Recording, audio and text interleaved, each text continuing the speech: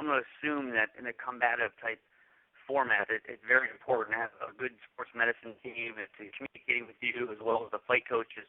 I mean, how important is communication, and how does that go on a day-to-day basis? How does it affect the workout? I think it's huge. I think that's a great topic, actually, and I'm glad you brought it up because I really think it's underrated in all aspects, and especially with the fight team and the fighters, especially with some of the high-profile guys. I mean, I always say when people ask me, I say I'm just a piece of the puzzle. I mean, really, especially the elite guys, they have 2, 3, maybe even 4 other coaches. They have their ground coach that works on the wrestling end or the jiu-jitsu. They have their stand-up guy for their striking, kickboxing, or what have you. I'm just their strength coach, so I'm just working, honestly, on trying to help with their conditioning, and I always say my main goal is keeping them injury-free, so working on prehab, if you will, or injury prevention. Communication is key because there's 3 or 4 cooks in the kitchen to use that analogy. The fight team that I work with, Alliance, is great. There's kind of one head coach, but then there's 2 or 3 of us other coaches, and at the beginning of every camp, and typically it's an 8-week camp, meaning